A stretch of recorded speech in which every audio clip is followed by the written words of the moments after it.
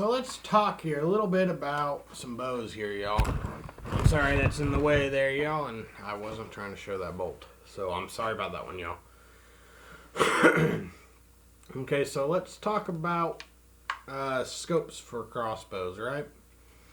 Now, most manufacturers recommend you not using rifle scopes for your crossbows. That's what's on my crossbow. I don't really care. If it messes it up, it messes it up. So I don't really care too much. Okay, so, and it depends on what type of scope you're wanting. For instance, this is just a regular old red dot scope. So that means I don't know how many they make in these, so don't quote me on this. But this particular scope has 3 dots in there. When I get this bow fixed, the top one's going to be 20, bottom 30, and then 40. So, depending on what kind of scope you're wanting. Now, my preference is you should always get those hash marks, which means you have your main crosshairs. You got your main crosshair, and then you got some that sit down below it as well, and those are like 20, 30, 40, 50, 60 yards, right? So you got to be able to adjust your scope accordingly as well. Now, they do make bow scopes that make it easier to sight your scope in. And what I mean by that is the scope I currently have on my bow actually came with my bow. So it's set out to, it moves an inch. Every time you click it, it moves like a half an inch, something like that, for every 100 yards you're shooting. So that means at 20 yards, my crossbow, it will go out to 100 yards. But does that mean I can physically kill a deer at that range? The answer to that would be no, you ain't. Because of the simple fact, your bow is not designed to kill that far. Now, depending on what poundage of bow you have, how far your bow will go, most newer bows typically go anywhere from, I think, 10 yards. Well, obviously they'll go 10 yards, but I think the maximum distance is 1,500 yards, maybe, if that. But however, the chances of you hitting a target, good luck. So that's a long ways away too, and you probably aren't going to hit a target that far out. Even if you could hit the target, it won't shoot it, it won't kill anything. Now, don't quote me on that either, because I don't remember the exact distance a crossbow will go. So let's get back to scopes, right? Like this scope, I don't know if you all be able to see it or not. Let me see if I can get it to where it will turn on, and to where y'all can see the inside there. I don't think it's on. No, it's not. Let's get this turned on here and get it set up so where you guys can hopefully see inside there, right?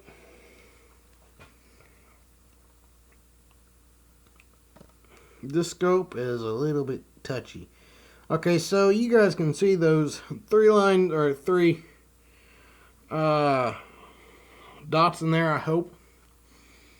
I don't know if y'all can or not. They're brighter than that normally. If I'd have to guess, probably can't see them because it's on video. So anyways, like I said in my last video, if y'all can shoot a shotgun, you can shoot a crossbow pretty easily. So if you're good at sighting in scopes on rifles, that might be an adjustment for a crossbow, given that instead of sighting in your shotgun at like 100, 200 yards, starting out, you're sighting it in at 20 yards and working your way back to like 60 yards. So that's a big difference in yardage.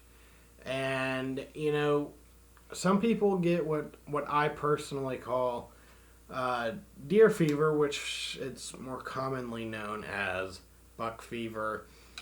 What that means is you can't really shoot it because you start wobbling whenever you go to shoot. So, can you, though? Can you get over that? Yeah, you can. There are ways around it. And there will be a video here on this channel how to get over buck fever in the future, or deer fever. So, with a crossbow, you are shooting a lot closer.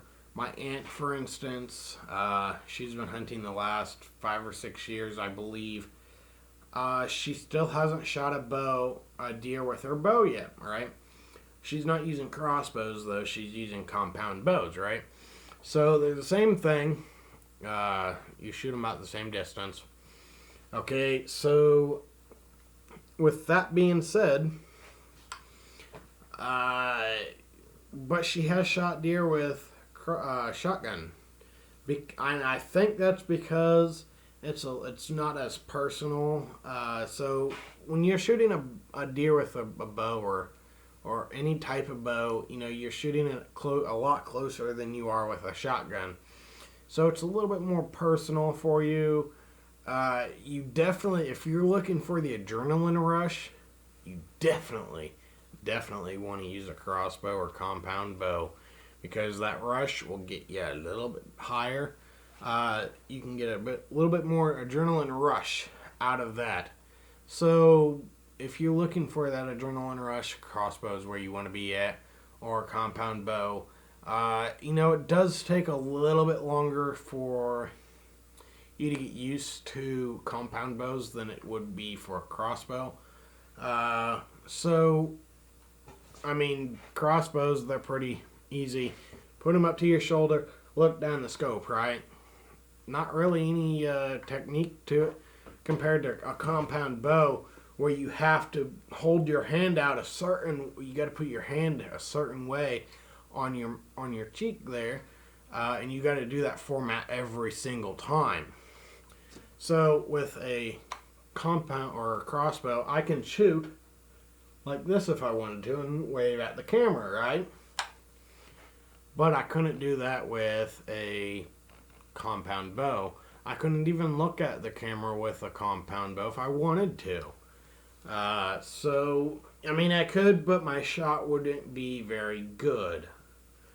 My format would be messed up and all that stuff. But however, I can look at a crossbow through a crossbow like this, wave at you guys while I'm still looking down the scope, right, and hit that target still. Now that is offhanding, and what offhanding is for those of you who don't know, it's freehanding, in other words. So me going like this. So let's move y'all down just a little bit here. So me not offhanding would be me setting it on something. So me actually, I don't know if y'all can see that, and I think y'all can, but me putting it on a rest and me actually just using that rest and pulling the trigger that way, right? Okay, so let's get y'all moved back up so y'all can see me a little bit better, right?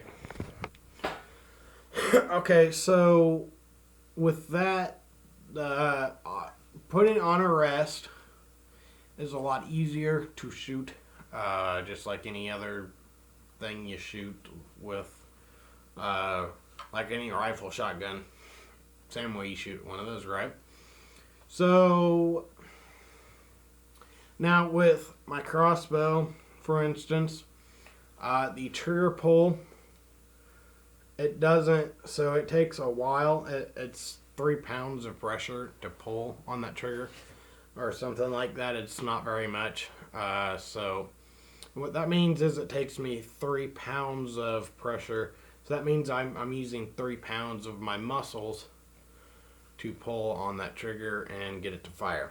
So with that, a shotgun or a pistol, whatever, you may barely move it like that and it bang, right? My crossbow, for instance, you get, so here's where it stops, right?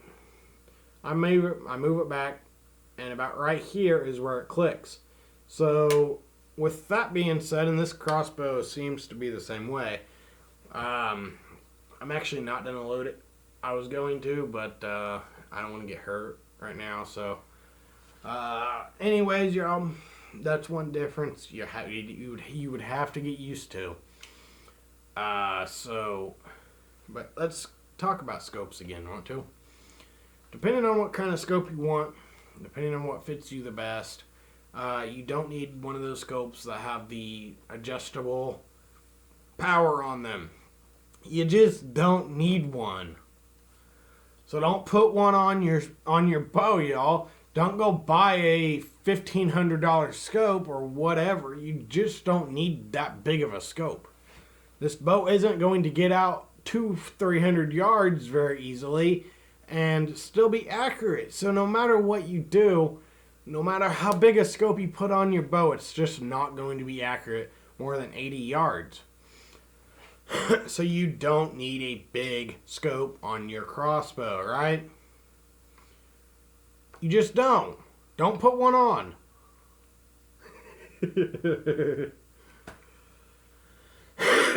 Shit. I gotta remake my video, damn it.